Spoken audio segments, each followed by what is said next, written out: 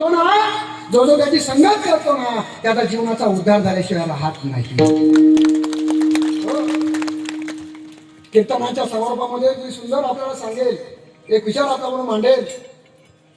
अरे या संतांचं जे धन आहे ते धन ज्ञानेश्वरी, गाथा, हरिपाठ, चांगदेव पासष्टी, अमृतानुभव, हे जे संत वाङ्मय आहे हे खरं आपल्या अर्थाने आपलं धन आहे.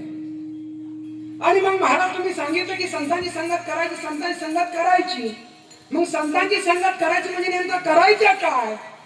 ज्ञानोबांच्या आळंदीला जायचं, ज्ञानोबा समाधीला मिठी मारून बसायचं का? त्र्यंबकेश्वरला यायचं, निवृत्तीनाथांना मिठी मारून बसायचं की काय? देवला जायचं आणि तुकोबारांच्या सानिध्यात नृत्य बसायचं की काय? तरी संगत करायची कशी? एक विचार आपल्याला मांडेल. ही ज्ञानोबारायांची, तुकोबारायांची, निवृत्तीनाथांची संगत जर करायची असेल तर ती संगत करण्याकरता त्यांच्या ज्ञानोबारायांच्या रूपाने ज्ञानेश्वरी आपल्याकडे आहे.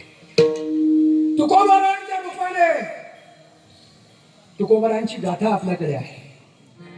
आणि म्हणून आपल्याला जर संतांची संगत करायची आहे ना तर आपण ज्ञानेश्वरीची संगत करा. खऱ्या अर्थाने आपल्या गावामध्ये ज्ञानेश्वरी पारायण होते.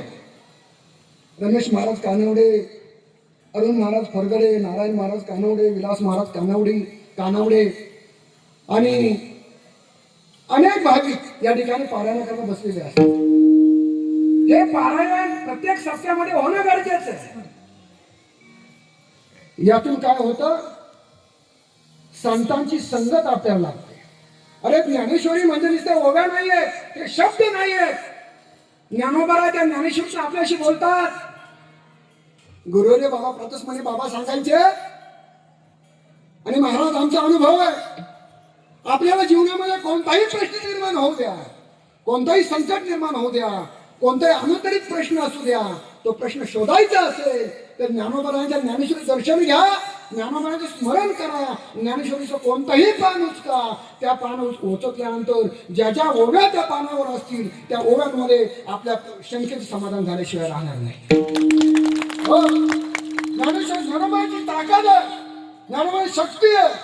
आणि म्हणून मी सर्वांना विनंती करतो, ज्ञानोबाची संगत करायची आहे ना, संतांची संगत करायची आहे ना, आपण आपल्या घरामध्ये ज्ञानेश्वरी ग्रंथ ठेवा, ज्ञानेश्वरी ग्रंथ ठेवा. आणि दररोज स्नान झाल्यानंतर, देवपूजा झाल्यानंतर शक्य आहे तेवढ्या ओव्या वाचत जा. 5 ओव्या वाचा. 25 ओव्या दररोज जर वाचल्या तर 1 वर्षामध्ये पारायण पूर्ण होतो. आणि आमच्या संस्थेमध्ये गेल्या 18 वर्षापासून पारायण व्यस्त जीवन असू द्या, देव आपण स्नान झालं, देवपूजा झाली, कपाळाला गंध लावला की ज्ञानोबारायांची ज्ञानेश्वरी हातामध्ये घ्या. शक्य आहे तेवढ्या 5, 10, 25 काय शक्य आहे तेवढ्या वाचा. ऐका, ज्ञानेश्वरीच्या वय वाचून घराच्या बाहेर पडा. मी ठामपणे ज्ञानोबाला म्हणून सांगतो, दिवस तुमचा इतका आनंदात जाईल, इतका आनंदात जाईल की तुम्हाला जीवनामध्ये कोणतंही विघ्न येणार नाही. ही ज्ञानेश्वरीची कृपा आहे. हो, ज्ञानेश्वरी म्हणजे सामान्य ग्रंथ नाहीये, गाथा म्हणजे सामान्य ग्रंथ नाहीये. म्हणून त्यांची संगत करा, ज्ञानोबारायांची संगत होईल. ज्ञानोबराय कसे आहेत? श्रेष्ठ आहेत. साधू थोर जाना, साधू थोर जाना, साधू थोर जाना कलियुगी. नामदेव राजांनी म्हटलंय